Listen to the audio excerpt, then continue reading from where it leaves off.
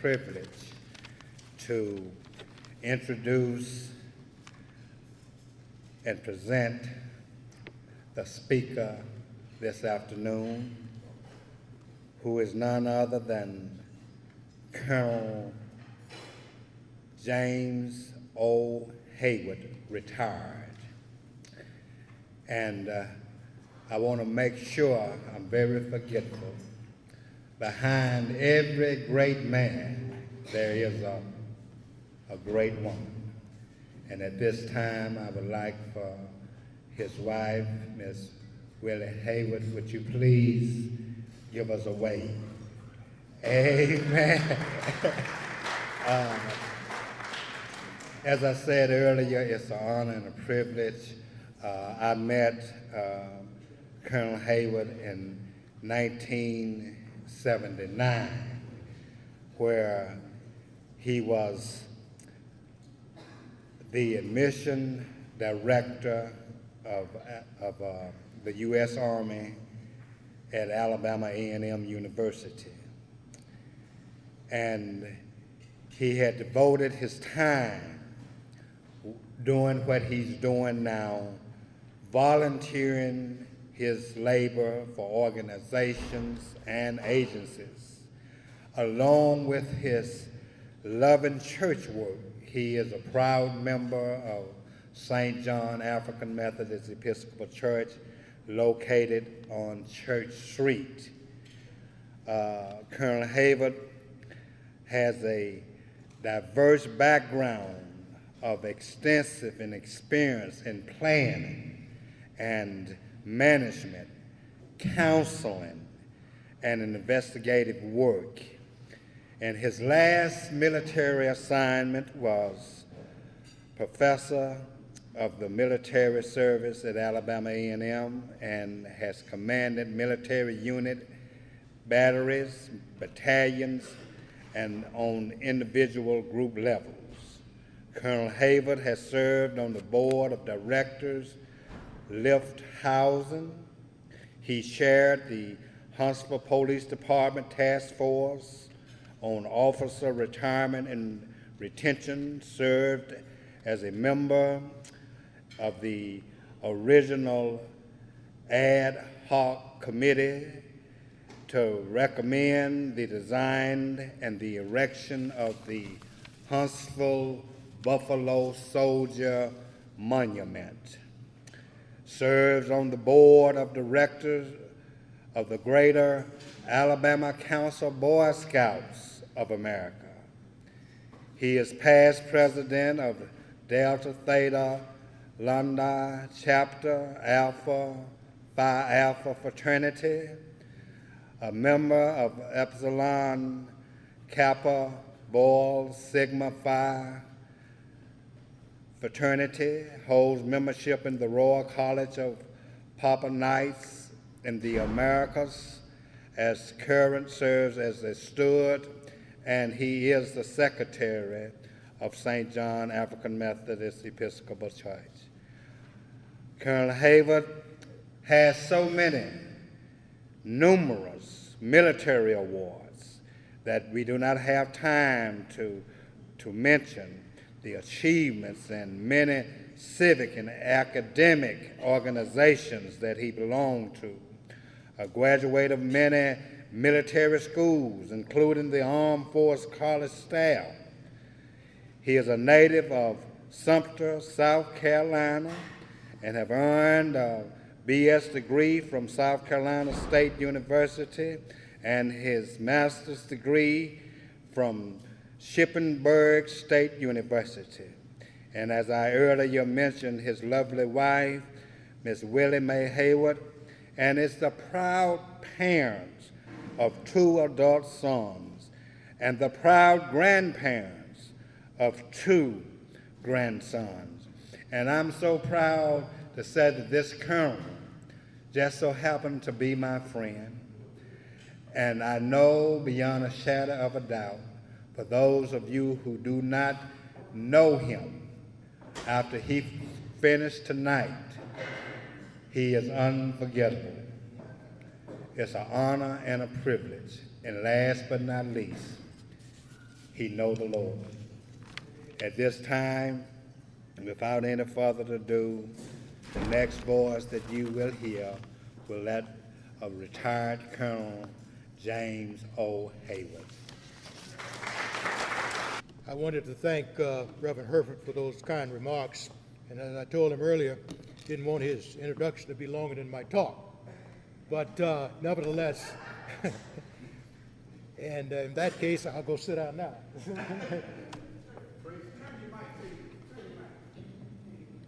Is that better? Yes. This is my country, land of my birth. This is my country, grand as on earth. I pledge thee my allegiance, America the bold, for this is my country to have and to hold. Good evening, ladies and gentlemen. I, using protocol, Reverend Hereford, Reverend Early Lockhart, the president of the organization here, ladies and gentlemen, it is a pleasure for me to have been asked to speak to this august body. And I say august because when I came in, I met so many other people that I thought I knew, and they told me some others, and the Milan family and others around. It was just a pleasure to be here. I'm at home. I'm at home, so I feel good about that. And so I use those few remarks, ladies and gentlemen, about this is my country, because I feel very strong about this country in which we belong. And I want you to know, and I'd like for you to feel that too. I'm sure some of you do. And then, you know, what are we going? I use it again because you probably heard on the radio and on other programs where a lot of folk talk about, I'm going to take my country, we're going to take our country back. Back from whom? The Indians? You know, they took it from the Indians. But my point is, this is just as much your country, my country, as it is their country. In fact, it may be even more, because some of them just came over, their parents came over last year, a year before last, or 10 years ago.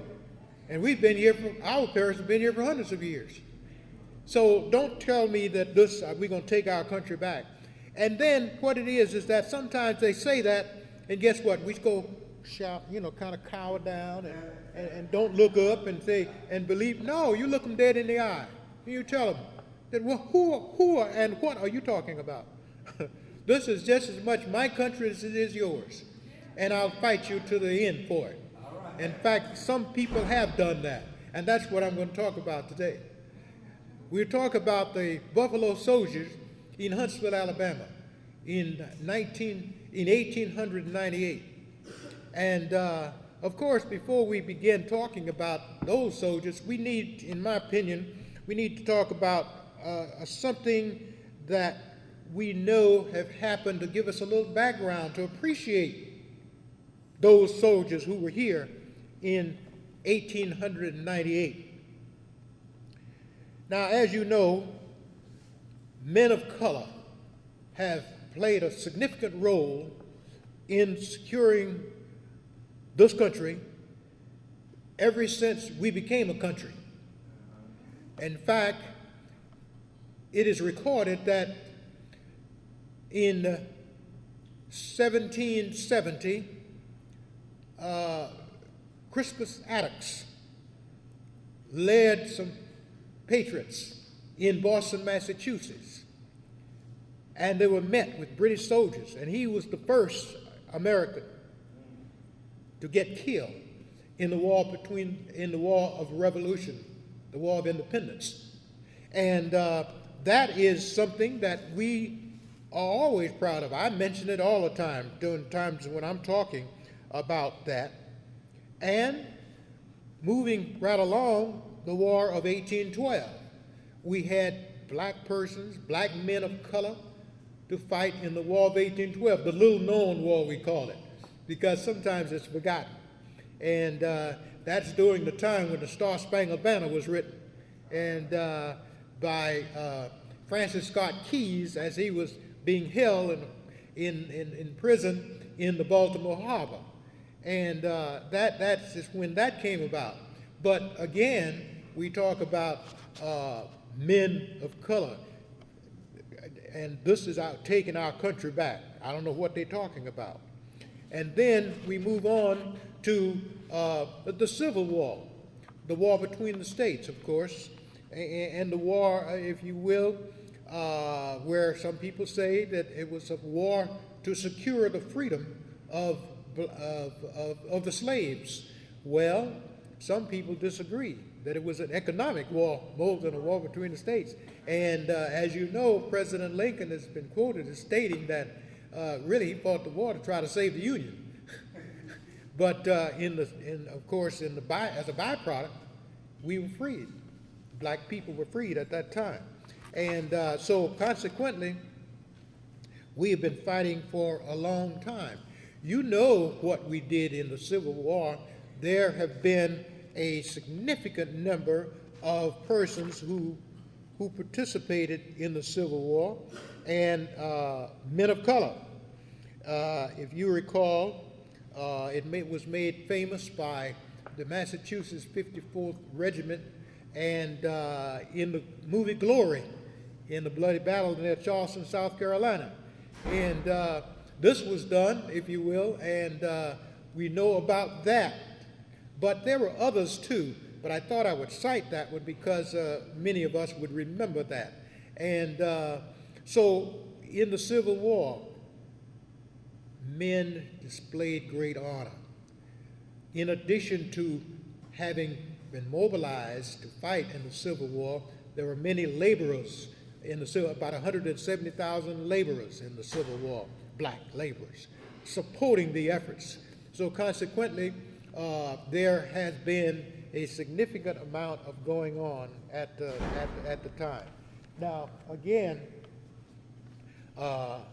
we know that that kind of thing went on, and we know that after the war ended, and of course, black people particularly got their votes, their freedom, and their votes, as President Lincoln indicated, that they were worthy to vote.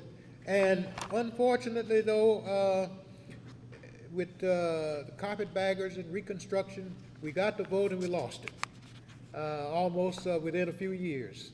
And but nevertheless, we displayed much courage during the Civil War. After the Civil War, the United States Congress, of course, said, okay, we are demobilizing now. So what do? We need to find a place, at least for some of these people who served so valiantly in the war effort. And in the year of 1860, the Congress passed legislation establishing 6 units for color, if you will, and subsequently resolved into 4 units. That was the 9th and 10th Cavalry units, horse-borne units, and the 24th and the 25th Infantry units. And these were the units of color that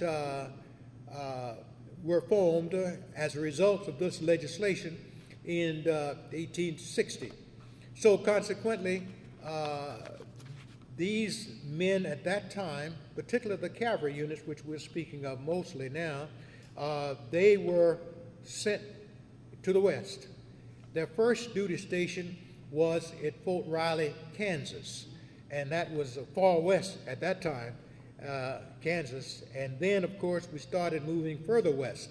And when they got to Fort Riley, of course, the commanding officer at Fort Riley did not want them there somewhat, and they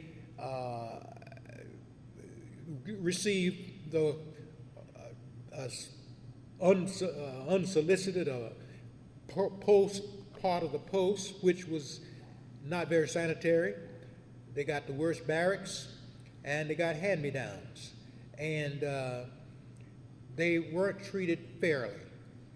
Then they were also, all of these units, of course, were manned by white officers, black enlisted and white officers.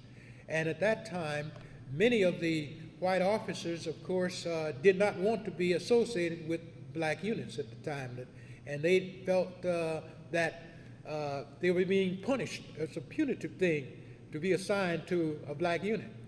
And then later on, during the Western actions, when the mission, of course, was to protect the settlers going west, the wagon trains, and to protect the surveyors as they move west surveying land, and to fight the Indians, of course, when they, of course, attacked the settlers. So consequently, that was their mission, and they did it well. They did a marvelous job. And in addition to that, they fought, I'm jumping a little bit ahead now, but they fought Pancho Villa, General Pancho Villa from Mexico in the Mexican War. They fought in Mexico, in northern Mexico, and they did a magnificent job. Then the white officers wanted to be associated with them then. They'd proven themselves that they were mighty warriors and fighters and could serve as well and better than their white counterparts. And so they wanted to become associated with them at that time. One of the persons that I will mention later on, but I'll mention it now, was General Black Jack Pershing. Was a member of he commanded, if you will, some of these units associated with them. In fact, many of you may not be aware, but that is where he got the name Black Jack. But they didn't call him black at that time. Guess what they called him? Nigger Jack. He was known as Nigger Jack. And of course, later on, he was associated with them in subsequent years. Then, of course, they did their mission and did it well. Then, when the USS Maine was sunk in Havana Harbor, and the United States decided that they then need to go to war and with the Spanish forces, against the Spanish forces, and they did. And that is the time mobilization took place in the United States. And at that time, they were mobilizing forces, getting people to come to volunteer to go to war. The United States had 4 major black units, and those units were ordered to mobilize and to move and to debark for Cuba. And the 9th and 10th Cavalry did. They took trains, of course, down to Tampa, Florida, for debarkation. They left Florida and went to Cuba. And of course, to make it a little shorter, they did a lot in Cuba, but the war started in April of 1898 when the Cuban War began. And the 10th Cavalry and the 9th Cavalry arrived in Cuba in June of 1898. And the tough battles took place in July of 1898. And as a result of taking a number of hills, particularly the one that you've heard about and read about mostly, is San Juan Hill. And at that time, they were placed adjacent to the Rough Riders, if you will. You've heard of Teddy Roosevelt and his Rough Riders. Well, they were adjacent to those on the flanks of those units. And they fought gallantly, and they fought well, and they did a magnificent job. There are so many accounts of the heroism that these black troops made, if you will, and what they did. And the war was soon over. Everyone was very elated. And after the war, the 3 of the black units remained in Cuba for occupation. And the 10th Cavalry was brought back to the United States, and along with their Rough Riders, and all of the newspapers in the country around about were talking about what a great job the American forces did. The newspapers were playing it up, and they had major parades in the northern cities, if you will. And Philadelphia, one in particular that I just refreshed my memory on, and Philadelphia was so elated to have the black troops. And at that time, many people thought that the black troops, when I say people, military and civilians, were getting a little too much publicity. They were being treated, a little too well by the people in the North. And it was rumored that in order to, they also had many parades. In fact, the President of the United States reviewed one parade there in Washington of the 10th Cavalry. It was rumored that they were getting too much publicity. And we need to find some place to put these boys, if you will. And it's not right. So, guess what? The 10th Cavalry was ordered to Camp Force in Huntsville, Alabama. And and they came to Huntsville in October of 1898. Now,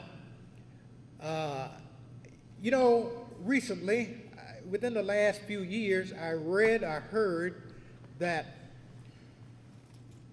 Huntsville and Madison County requested that the 10th Cavalry come to Huntsville, Alabama for rest and recuperation. Now, if you believe that, I'm going to sell you Big Springs Park downtown. I know I'll sell you Big Springs, and you'll buy it if you believe that. Now, anyone in their right mind knowing that with the climate in the country at that time, against a southern state, Alabama of all southern states, going to request to have black soldiers come here for rest and recuperation. I said, when people say that, I asked a white boy, I said, "You out of your mind?" But again, that's the kind of thing, because now they want to put a good face on it. And I want to say that, hey, we were civilized all the time, and we enjoyed having you. We know you people, if you will. You are good people. But again, to believe that. But nevertheless, they came to Huntsville, Alabama. They've always been good soldiers. They followed orders. They did what they were supposed to do. And even with the hand-me-downs. Now, Camp Force was a place located right where Five Points is located now, in the city of Huntsville. That was an area where a large encampment of military personnel was there at the time. And many cavalry units. The others were white. And many of them did not go to Cuba. They were mobilized, but of course the war was shortly over. And they were getting ready to be separated from service. And there was friction between the white and black troops, if you will. And we talked about the friction. Now, again, if we go back here on the slide-wise, that is showing now a position our 9th, the 10th Cavalry did in the West. They did not use horses in Cuba. They fought as infantry. And that's a photograph of the 10th Cavalry pursuing, I like to call it Pancho Villa in the Spanish-American War, pursuing a group. And you can see he's carrying the colors, the guidon, rather, which is the unit flag, so to speak. And so, therefore, he was doing that. And here's another photograph of them. And I'd like to say this is where they were tracing the marauders, if you will, who came across the border. And a lot of thieves and murderers were there, and that was their mission, to protect the West, the settlements, from these marauders.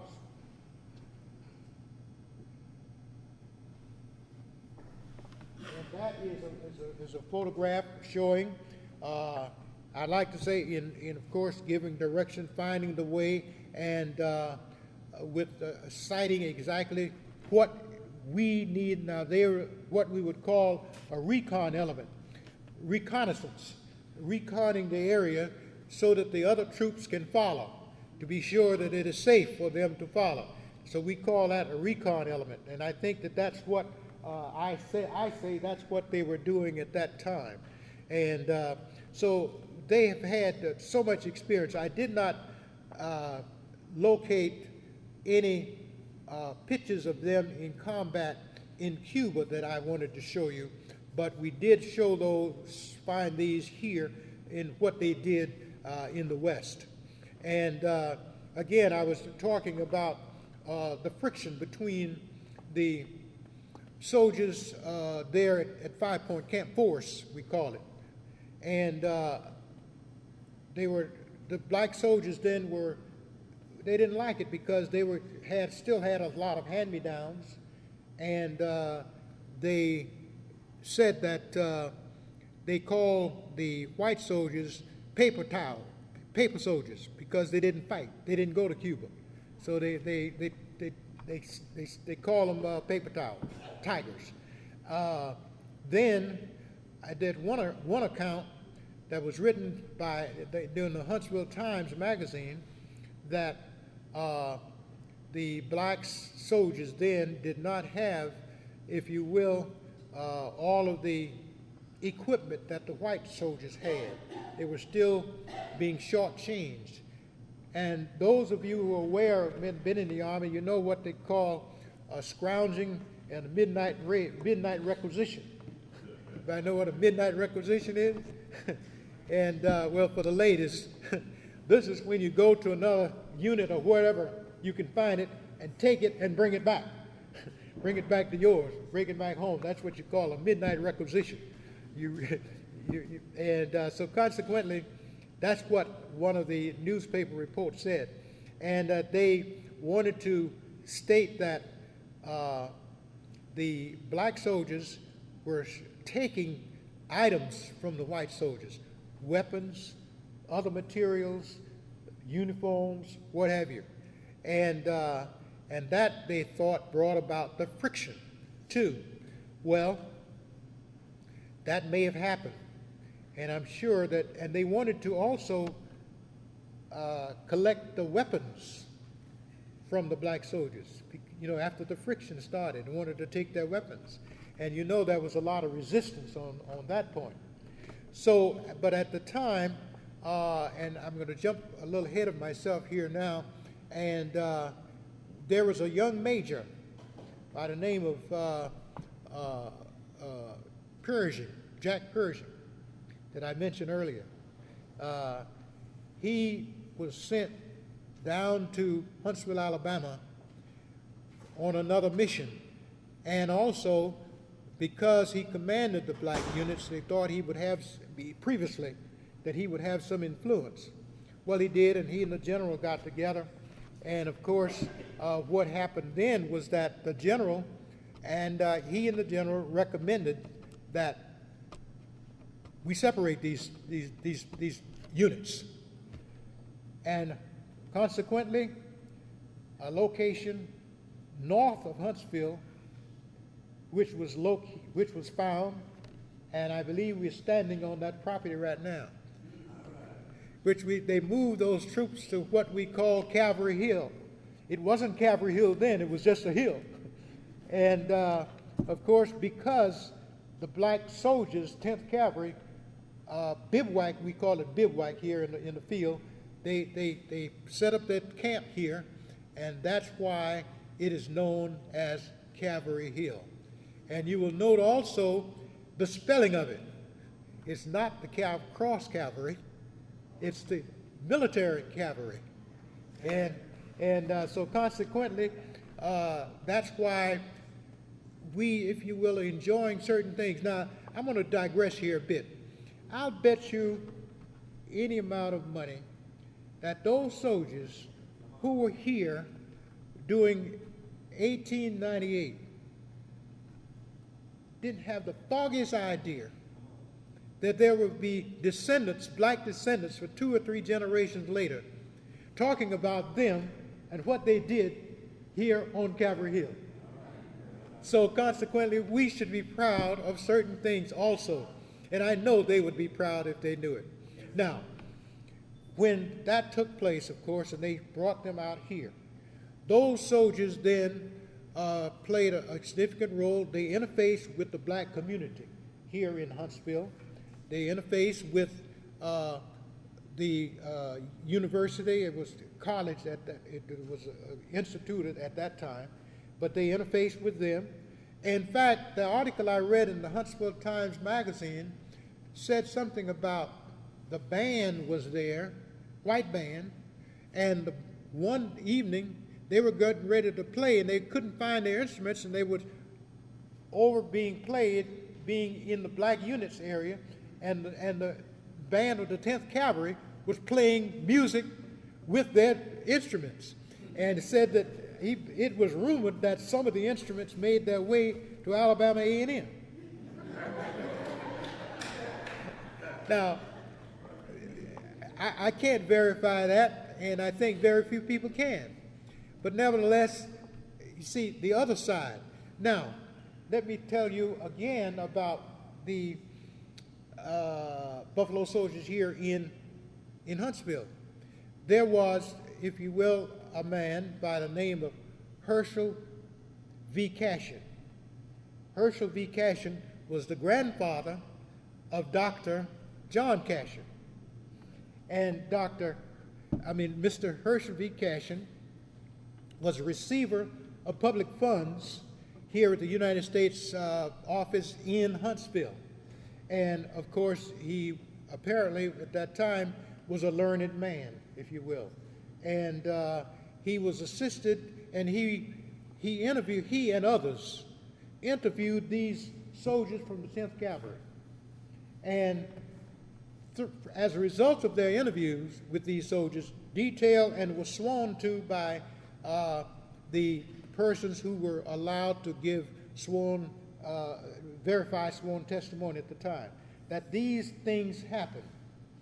And as you know, the person who was writing it, and particularly in war, the winner, when he writes history, guess what? You separate it to his story. Who's in charge? Put the slant on history, if you will. But nevertheless, these men did that, and I want to get the book here.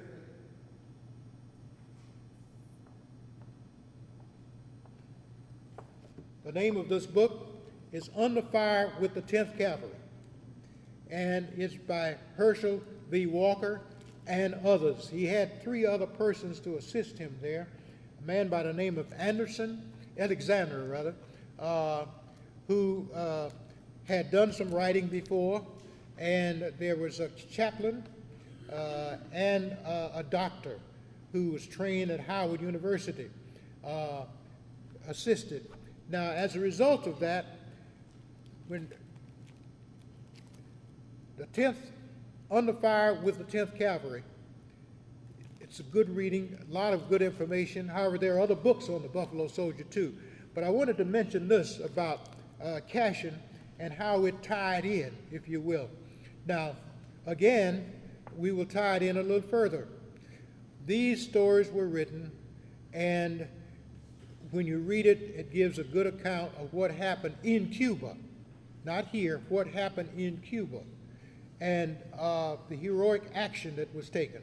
Secondly, now I better move and cut it a little short. After this took place, that we need to move on, and that happened, if you will. So consequently, John Cashin petitioned Dr. Cashin, the late Dr. John Cashin, petitioned the Huntsville City Council, if you will, to try to get some kind of recognition for black folk at that time. And at that time, they were building early works and something else. And he wanted to be fair, if you will. But those of you who know John Cashin, would you see the hands of those who knew Dr. Cashin? Well, you know Dr. Cashin would not give up easily. And he petitioned the city council. And the city council, of course, provided, if you will, the resolution. And the resolution formed the first ad hoc committee. The ad hoc committee to design and erect the Buffalo Soldiers Monument, if you will, with $50,000. Dr. James Johnson was the director of the State Black Archives, and I was, as chair, I was co-chair. Mrs. Lacey was on that committee, Dr. O. Wendell Davis initially. There were a few who left the committee, retired, but these were the original members of the committee. Dr. Eleanor Lanier and a few others whose names I can't remember right now, but that was the ad hoc committee, and that was and the Huntsville City Council directed that. And that, as a result of that, we have, if you will, the Buffalo Soldier statue. And